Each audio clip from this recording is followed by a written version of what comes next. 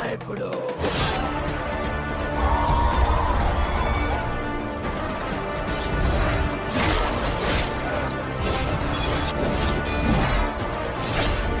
నా కళ్ళ ముందున్నదంతా నాకు కావాలి.